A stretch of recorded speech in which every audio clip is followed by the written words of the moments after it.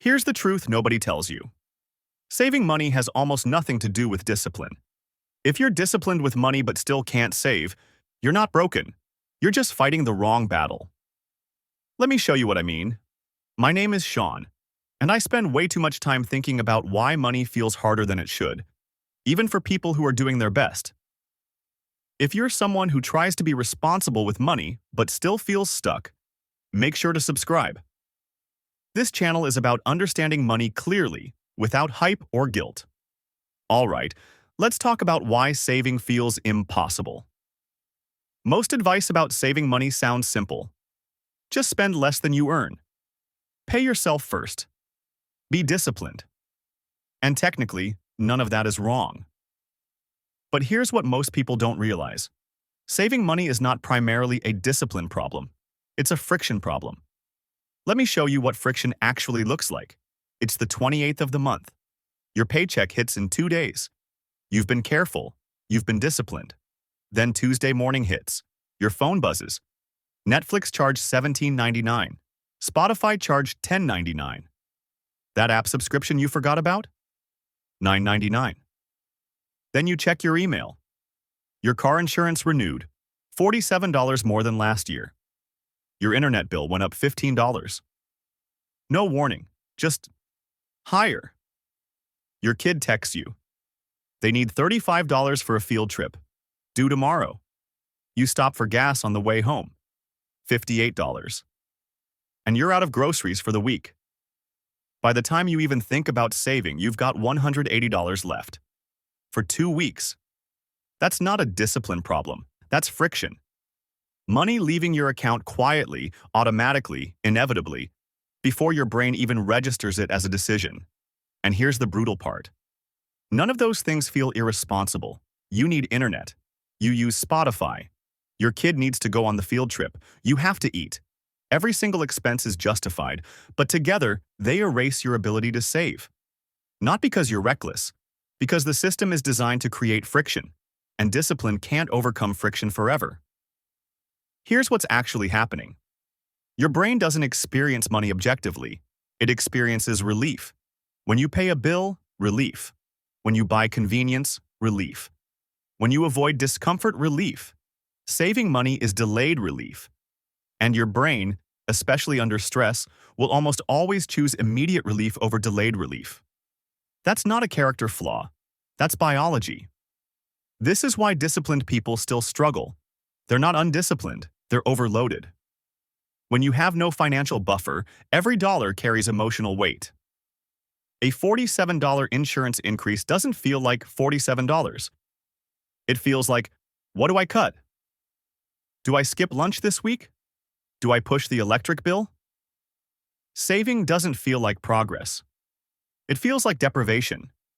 And this is exactly why disciplined people feel like they're failing, when they're not. Discipline, under that kind of constant stress, gets exhausted. Not because you're weak, but because you're always reacting. Now, you might be thinking, okay, but some people save just fine. What's different? They removed friction. They didn't magically become more disciplined. They changed the environment around their money. And environment beats discipline every single time. This is why the first $1,000 matters so much. In my last video, I talked about the psychological shift that happens when you build a buffer. Specifically, your first $1,000. If you haven't seen it, I'll link it below. But you don't need it to understand what comes next. But here's what I didn't fully explain. Why that shift happens. It's because the buffer removes friction. Before the buffer, a $47 insurance increase feels catastrophic. A $35 field trip creates stress. Every expense feels like a threat. After the buffer, that insurance increase is annoying, but manageable. The field trip comes out of the buffer, not your grocery money. Small problems stop being emergencies. Same dollars. Completely different friction. And here's the thing most people don't realize. Saving money doesn't get easier because you earn more. It gets easier because you feel safer. Safety creates clarity. Clarity creates consistency. Consistency creates momentum. That's the real sequence. So what do you actually do about this? 3 shifts, not 3 tips. 3 shifts in how you think about money. First, move from perfection to automation. Stop trying to save perfectly every month. Most people fail because they're trying to decide to save every paycheck. Should I save this? How much can I afford? That decision itself is friction. Instead, automate something small. $25 per paycheck, $50 per month. It doesn't matter if it feels small. What matters is that you removed the decision. No friction, no willpower, it just happens. Second, move from flexible to protected. Your savings account is not money you might need. It's money that already has a job, protecting you. When you think of it as flexible, you'll dip into it. Just this once, I'll put it back. But just this once becomes a pattern. When you think of it as protected, untouchable unless it's a real emergency, the friction around spending it goes up. That's exactly what you want. Third, move from strategy to safety. Don't try to invest before you have a buffer. Don't optimize before you have stability. Don't build wealth on top of stress. Safety first. Strategy later. Because once you have safety, discipline returns naturally. You stop fighting yourself. You stop restarting every month. You stop feeling guilty. Saving stops being heroic and starts being normal. Here's something practical you can do this week. For the next 30 days, don't try to change anything. Just observe. Track every dollar. Not to judge yourself, not to create a perfect budget, just to see where money actually goes. Most people discover two things.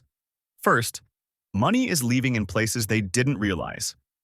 That app subscription.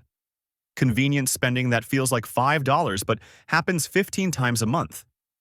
The small upgrade that became permanent. Second, they have more control than they thought. Not total control, but more than they realized. And that awareness alone changes behavior. Because once you see the friction clearly, you can start removing it. This video isn't really about saving more money. It's about understanding why saving feels hard in the first place. Because when you remove friction, saving becomes boring. And boring is exactly how wealth is built. Not through heroic discipline, not through perfect budgets, but through small, automatic, boring decisions that compound over time. If this helped you see money differently, subscribe to the channel. Next, I'm going to show you the exact moment most people lose their momentum, why the second $1,000 is actually harder than the first, and how to make sure you don't fall into that trap. I'll see you in the next one.